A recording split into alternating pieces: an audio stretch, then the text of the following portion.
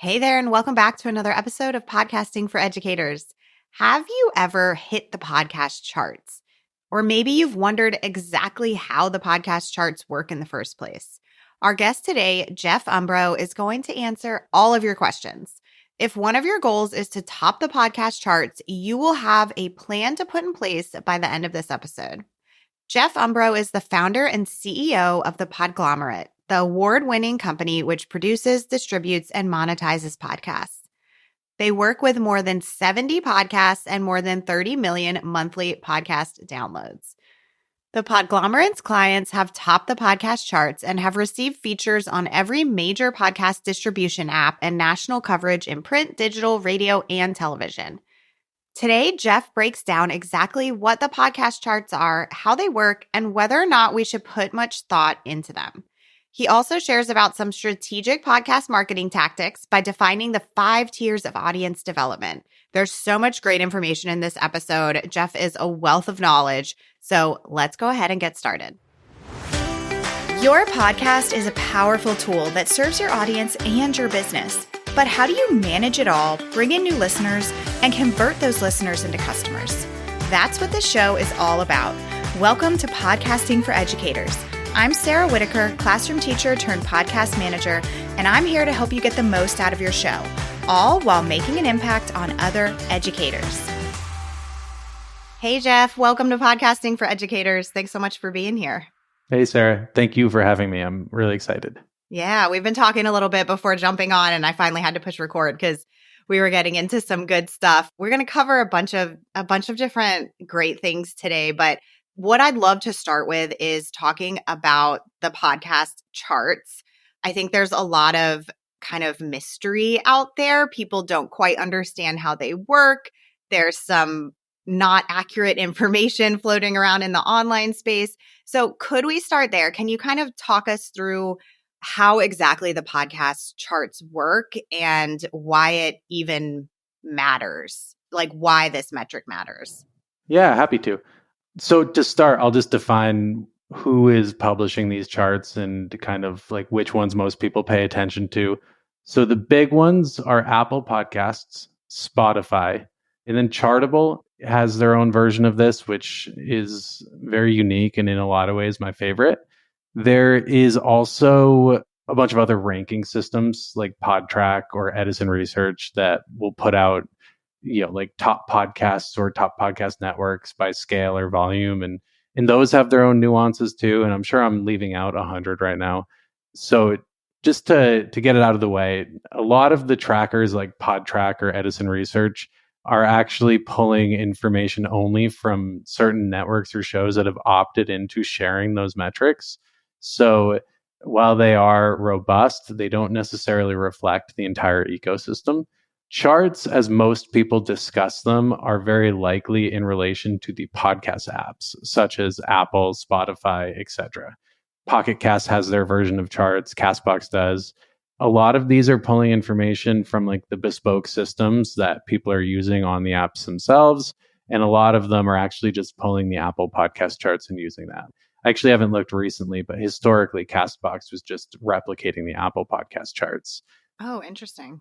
Yeah, because a lot of the apps are actually, and again, this is maybe dated information, but at one point, a lot of the apps were actually using Apple podcast directories as like their point of truth for actually getting all of these RSS feeds onto their platform.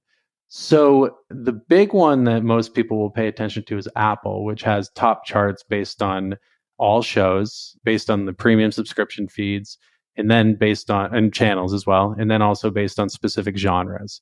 So these genres are categorized based on like the Apple metadata tags, which if you Google Apple podcast categories, you can find that. But it's technology, society and culture, arts, and they have subcategories like parenting or education or something like that.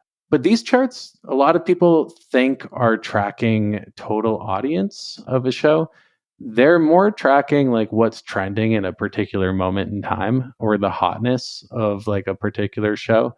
So as I understand it, and Apple is always been a little bit opaque with this, like they haven't published exactly how they come up with these numbers, but a lot of people have been able to figure this out. through a lot of trial and error. Apple Podcast charts are measuring the number of net new listeners, subscribers, and followers within a certain window of time. They also are taking some version of like the number of new downloads, but that's a much, much tinier fraction of what they're weighing into that equation. So, for example, if you launch a brand new show in like the education space today and you get 10,000 net new unique IP addresses that will download an episode of that show or follow it or subscribe or share this on social or whatever, you are probably going to rank very high within that category and frankly within like the entire ecosystem.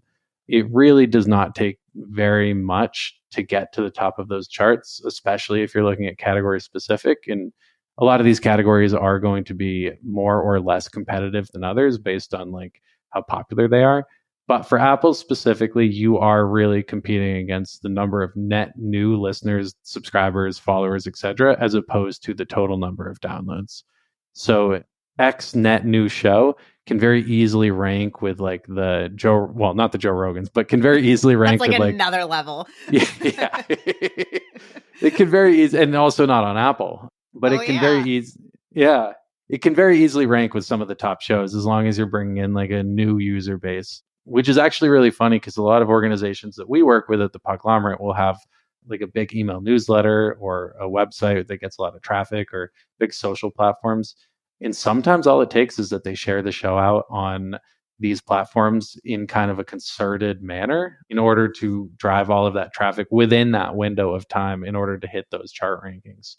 I'm getting very wonky here, so I'll take one No, step not at back. all. Yeah, no, you're making total sense. And this is aligned with what I see. Like usually when we launch a client, we'll always see them chart in that launch period because that's when they're doing that like really big initial push. Like sometimes we'll put out a trailer for somebody before their official launch date and just their trailers out, but they're hitting those charts because people are going ahead and following or subscribing. And you hit just such an important point. I hear people all the time say like it's the downloads or it's the reviews that you get, but really those two things do not factor into charting. The downloads are very helpful just in terms of like kind of finding out where you might fall in tandem with like the other shows that are out there. And the reviews are great as like social proof that people are listening, but you are correct. As far as I'm aware, they do not impact the chart rankings whatsoever.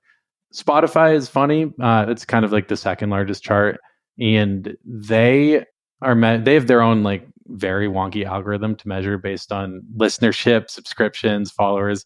But as far as I'm aware, one of the biggest factors that go into the chart rankings on Spotify is actually the number of people who are searching for your show on the app. Oh, interesting. Yeah. So they actually over index on people who go in and like type in the name of the show in the search bar because they are showing that like that's being talked about elsewhere. Sure. Yeah. I mean, I guess that makes sense. I've never heard that before. That's so interesting. Yeah, that one's a surprising one. I don't actually know if I'm even supposed to share. Somebody at Spotify mentioned that to me years ago. You're going to have podcasters over there for the next like hour just searching the show over and over again. Well, I've actually thought about that a lot because there was a thing years ago with Pardon My Take, which is a Barstool Sports show, where they used to tell all of their listeners to unsubscribe to the show and then resubscribe. Oh which, my gosh. In lieu of this new iOS 17 update, is even funnier to me because now it's like if you dive into and I don't want to go down too far of a rabbit hole, but apparently historically if somebody unsubscribed and resubscribed to a show or got like a new iPhone or something and like opened up Apple Podcasts, it would actually go back and re-download every episode of the show that they had not listened to in between those two windows of time. Oh wow. So I think it was actually triggering just like a very substantial amount of new downloads. Oh my gosh. But no, I think there's a lot of like really weird, quirky things that are happening there. But in terms of why people should care about these charts, my honest answer is that you shouldn't. But I'm glad to hear you say that because that's kind of always been my take. Like, yeah, it's super cool to see that you've hit the charts, but and sorry to interrupt, but to like backtrack a little bit because you you mentioned, that it's that window of time that people are searching for your show or an influx of people are following or subscribing to you. How, because the charts like in a given day do they change several times, right? Yeah, it depends on the app. They're all a little Okay. bit unique in terms of how they update it. I believe in this one, I actually am a tiny bit unsure of, but I believe the Apple updates hourly. And there are some apps. It's funny because if you go to Chartable's website, which also takes the Apple data, it's 2 or 3 times a day. I'm sure it has something to do with like cost of compute or something, but Uh-huh. but I believe Apple updates their charts hourly. Okay.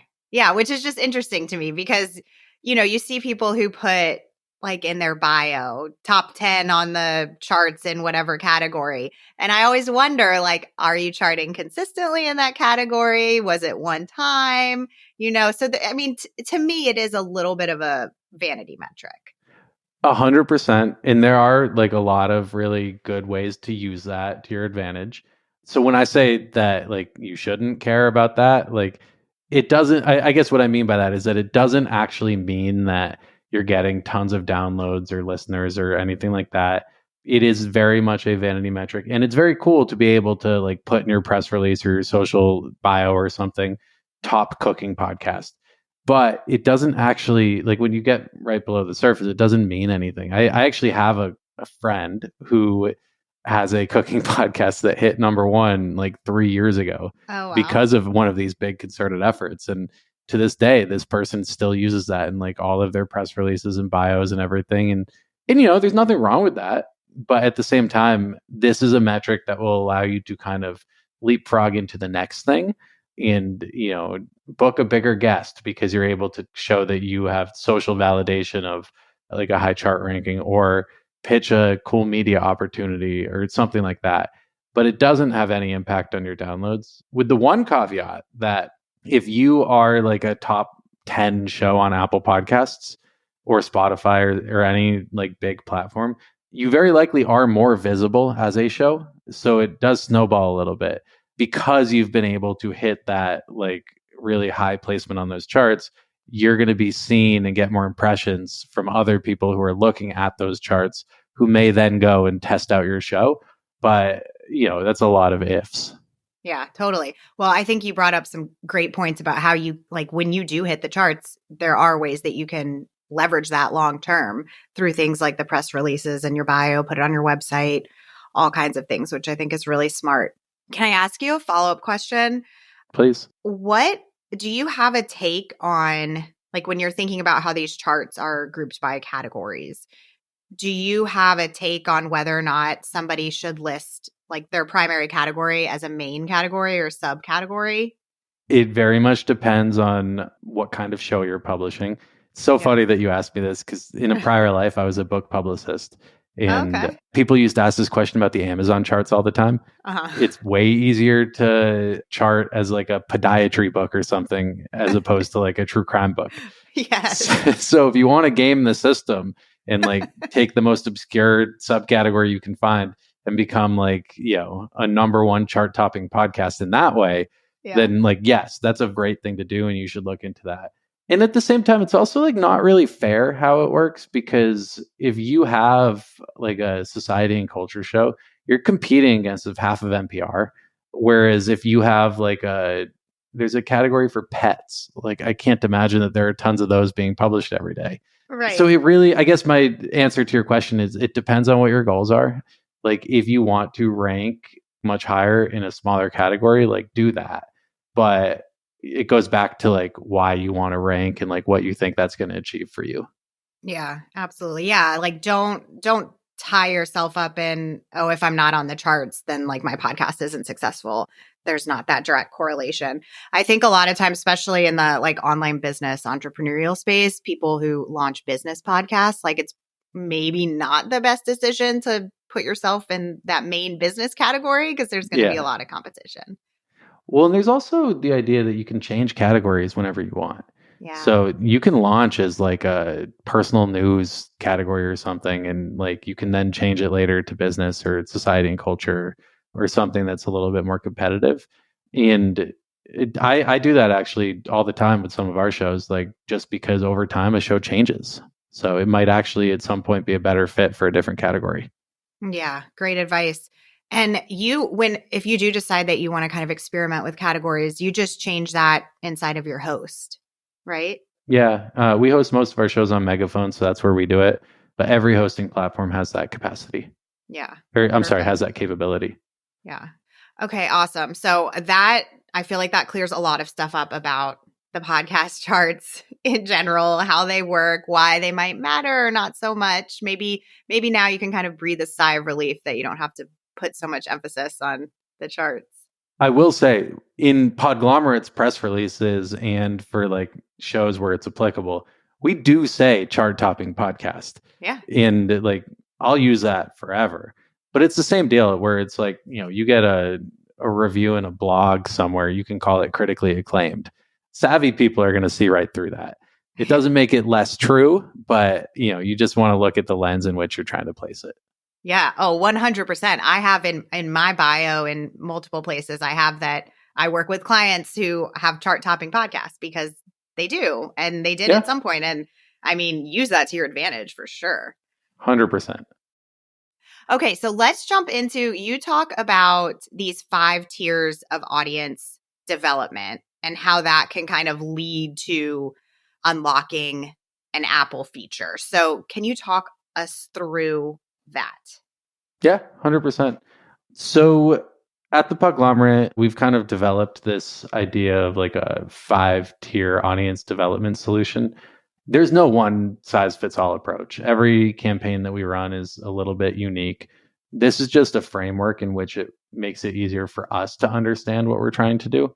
So those 5 tiers are publicity, marketing, cross promotion, pitching the podcasting apps, and paid acquisition. So we're often working with clients that have big budgets. You don't have to do any or all of the things that I'm about to say. These are all just ideas, and you can do free versions of all of these things. So just keep that in mind. Take everything with a grain of salt. But publicity is the idea of organically getting yourself, your show, your topic featured in online outlets or elsewhere. So we will craft a press kit, which will include what we call a synopsis document. So essentially, it's the who, what, where, why, and when of the show. It'll include all of those fun accolades like critically acclaimed and chart topping in a big picture of the podcast. And don't get too clever with it. This is literally a document to show people like the information that they will need if they're going to cover the show. So make sure you say like, is this free? Where is this available? When do you publish episodes? What is the show about? Who are you and why should people pay attention to you saying these things?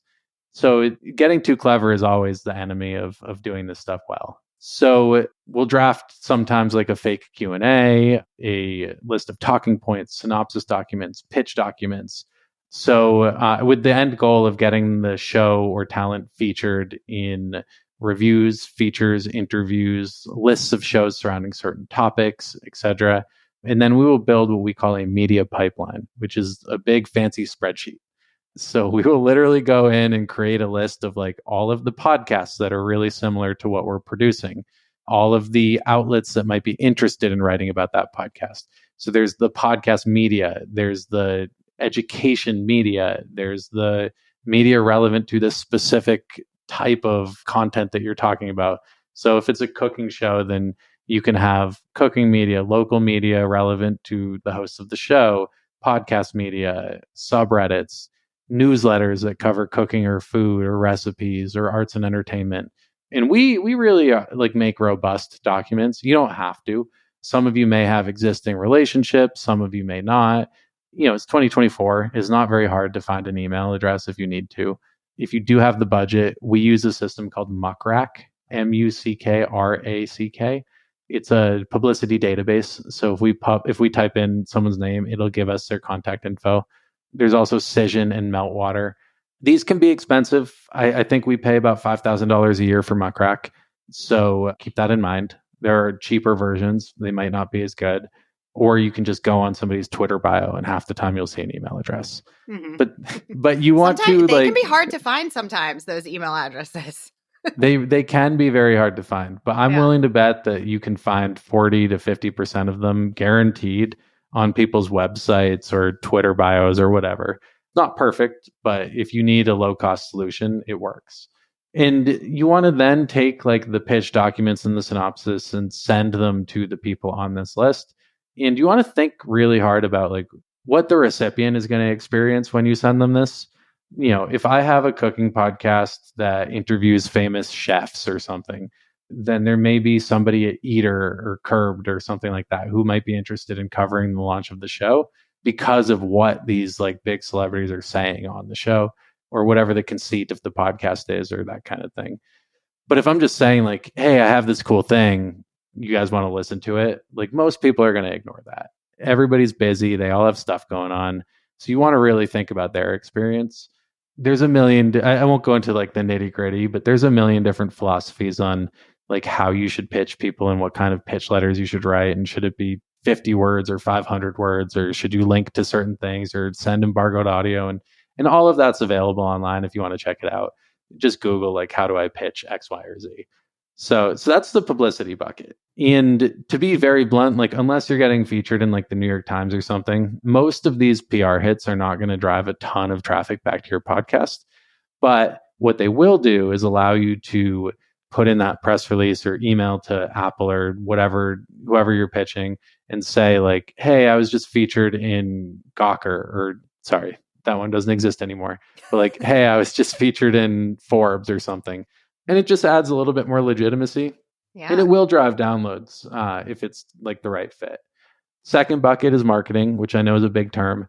The way that we consider that is your owned and operated media. So social media, website, email newsletter, live events, apps, etc. There's the idea of just like taking the existing audience that you have and like driving them towards this new property that you're launching. And maybe you have other audio properties too that should be considered as well. So putting in your newsletter that you're launching this thing, trying to incentivize people to go and check it out. You can use stuff like Chartable or Podsites to track attribution on these things. So you can actually see how many people are clicking and downloading the show. There's a lot of layers to like how you might want to consider doing that, but it's the same idea. It's like you want to think about what your audience is going to experience when you send this stuff out. Maybe you have like friends or colleagues or professional acquaintances that have newsletters or big social followings or something, and you can like work out a way for them to feature your show through bartering or something like that. There's a lot of different avenues that you can take here. Cross promotion, there are three big buckets for cross promos. One is guesting on another show. Two is running audio promos for one show on another. And three is the idea of a feed drop where you publish an episode of a podcast on another podcast. Again, it all really depends on like what the alignment is between those shows to really determine like what's going to be effective. We have an internal stat at Podglomerate where it's like anything above 0.1% conversion rate is good. Chartable has internal benchmarks based on genre that you can look up. They're public. That has numbers that are very different. Chartable's benchmarks will include cross promo data from like pre-roll, mid-roll, post-roll, feed drops, guest opportunities, etc., all combined. So they don't break it out into one. So those numbers are usually a little bit inflated in my mind. But like I've seen conversion rates as high as like 19% and as low as like 0.000%. So in the way that like Chartable works is like prefix and pixel tracking, which I would love to get into, but I'm sure that it would be a little too boring for your audience right now. But you can Google that and find Yeah. out if you're interested. But the idea is essentially like the easiest way to find listeners of your podcast is going to be by finding people who are already listening to podcasts. And however you can get in front of them, you should do that. Fourth bucket, I'll start with just paid acquisition. So if you have money to spend to promote the show, you can buy ads within podcasting apps, on other podcasts for audio promos, social media, display ads, email newsletters. And then there's a whole slew of other apps that have like growth opportunities like Podroll or Introcast or Mopod or something. In my opinion, and I have some data to back this up, buying ads within podcasting apps, so Castbox, Player FM, Podcast Republic, Podcast Addict, Pocket Casts, Overcast, etc. Several of these are self-serve, and you can find out from just Googling. Some of them you should just email the contact page at the website.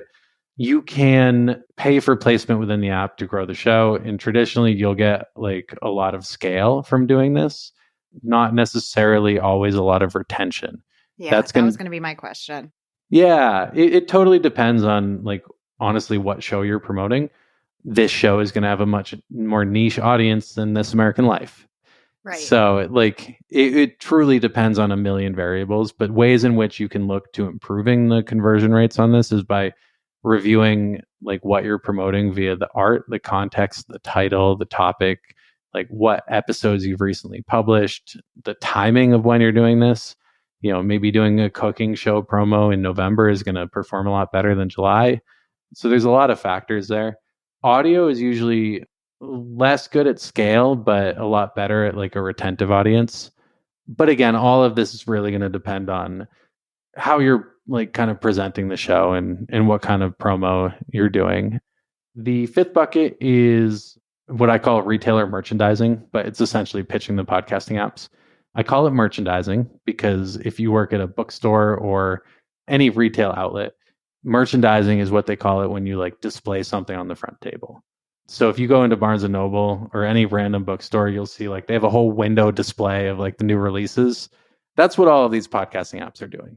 So Apple, Spotify, Pocket Cast, Castbox, TuneIn, Deezer, JioSaavn, Amazon Music, SiriusXM, many, many others.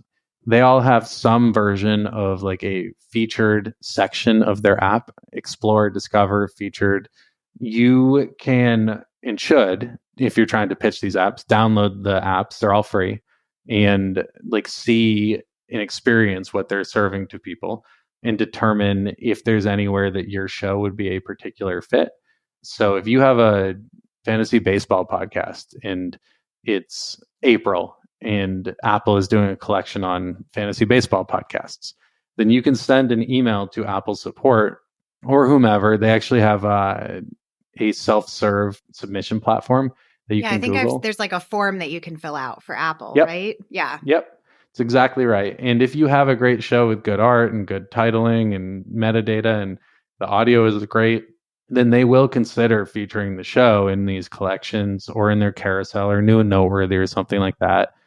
The same thing applies for Spotify, for Pocket Casts, and for most of the apps. I'm not naive. I know that like I do this every day and have like more relationships within the industry than most, but this is all publicly available if you Google enough and you can make these connections. And I can tell you that this community of people in podcasting, they love to help out others and be of assistance and everything. But the one message that I do, want to say is I often will get people who send me notes like with kind of an expectation of me helping them and like not doing like any of the legwork or anything like that. And you should not do that when it comes to pitching a show to like one of these podcast apps or something like that. You should present them with what your ask is, why you're asking, why you are the best fit for the result of that ask. So if you're pitching that fantasy baseball podcast, like have a nice little package that says, I'm the coach of my high school baseball team. I've been watching the sport for 30 years. We have guests from all the minor league teams around in the area where they talk about like the status of what they think is going to happen with the Red Sox this year. It's kind of a terrible pitch, but you get the idea. Yeah, you want to prove why you should be featured and why they should like choose what your you. credentials are, like Yeah. hand them like artwork and audio and don't make them ask for it. Make it easy for them. Yeah. Exactly.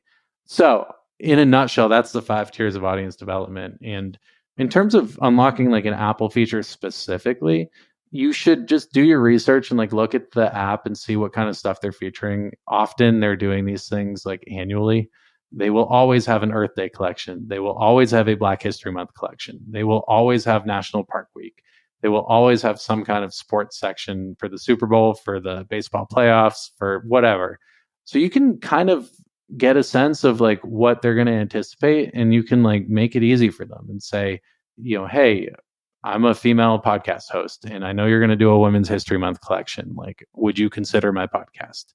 because they're already doing this work. So if you can make it easier for them to do it better, then like it's probably going to be pretty effective. Yeah, that makes so much sense. So you really have to be kind of thinking long term here, thinking ahead before you're putting your pitch in. So are most of these podcasts that are in these featured sections, are they there because they have pitched themselves or because Apple or whoever is finding them and putting them in there, or is it a mix?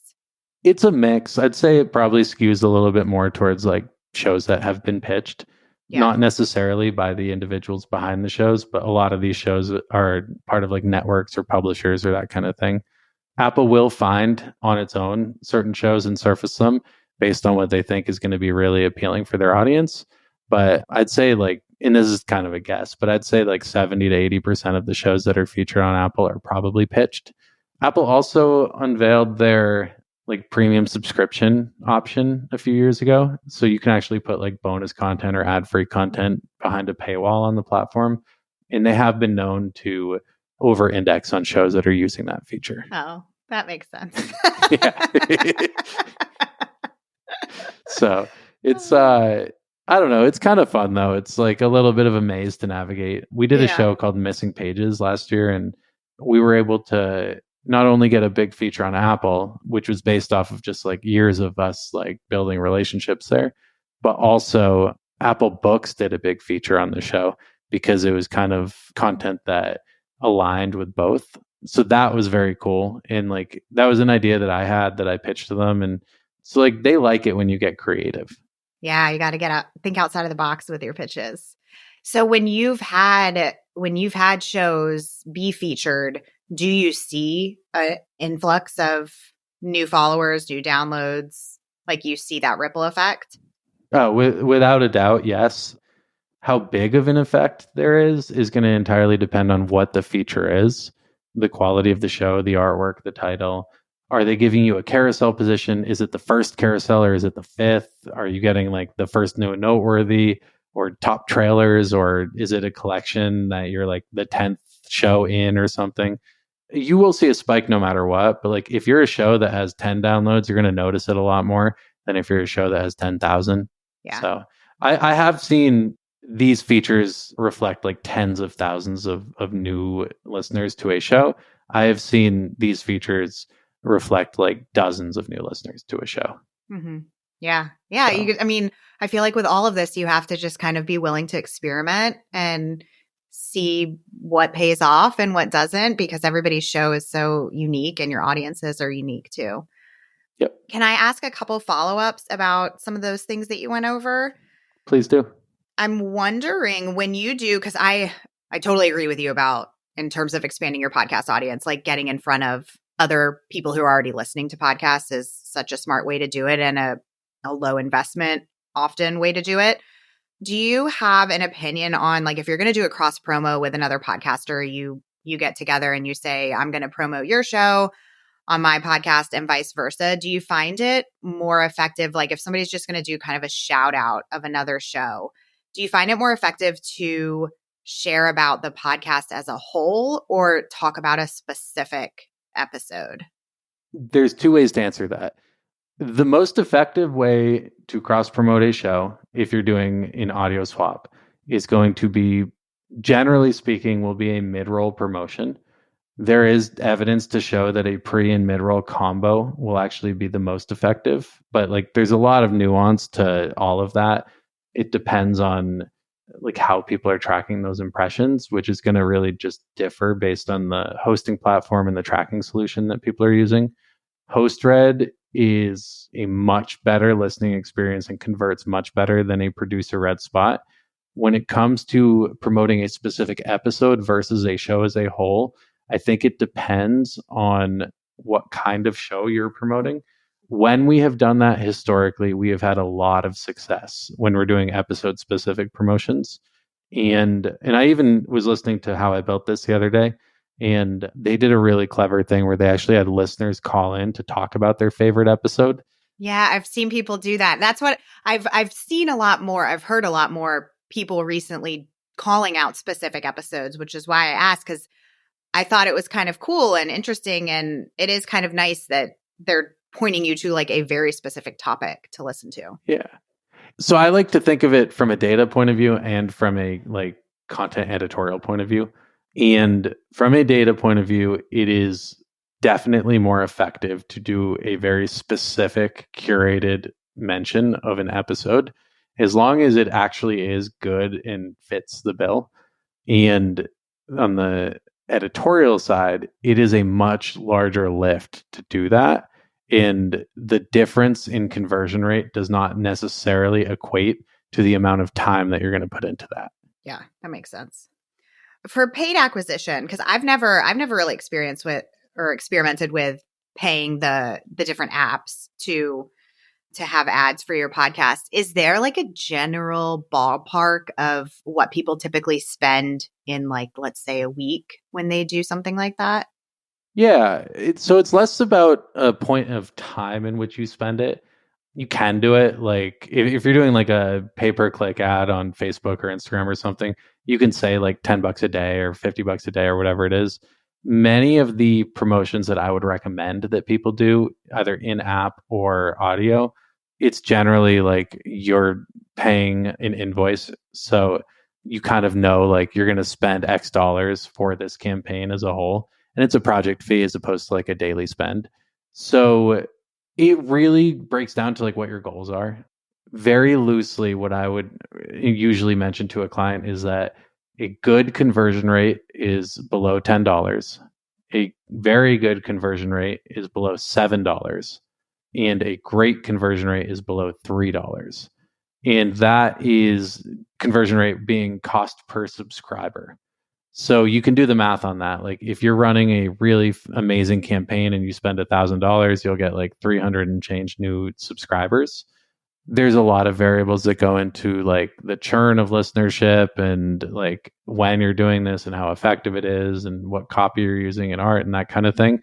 But generally, those are kind of the numbers that I would look at.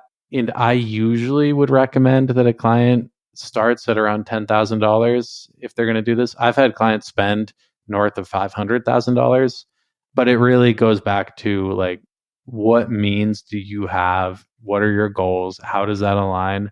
You know, if somebody has $1,000 to spend on the podcast, I might suggest that they put that towards like updating their cover art or like buying a better microphone or something. And that might be a lot more effective than buying a paid ad. Yeah, great point. Yeah, improve those little things that will actually keep your current listeners around and have them hopefully recommend you to other people too. Yep. Awesome. Well, I feel like we've covered a lot. Is there anything that you hoped that we touch on that we haven't? No, I mean, I love talking about this stuff. Yeah. I can keep going for days and it gets me in trouble. So I'm happy to come back and talk about anything if you ever want to, but yeah, for sure. I'd love to have you back on. yeah. But in general, I don't know, these things change so frequently. Like every day there's something new out there. So it's really about just paying attention and staying abreast of like what's happening in the podcast world, listening to this show, going to read the newsletters like Pod News or Hot Pod. And the people in this industry are very good at sharing this information. And if you just do some Googling and like know where to look, then you're probably going to be able to access most or all of like what you're looking for. You're so right. Things are changing so frequently. And I always say, like, there's just all the different apps are different. Like, nothing is truly consistent among listening apps, podcast hosts, all of that. So you do have to kind of stay up to date on things. Well, Jeff, where can people find you online after listening today? Yeah. I'm at Jeff Umbro, JEFFUMBRO on, I think, all the apps, LinkedIn, Twitter.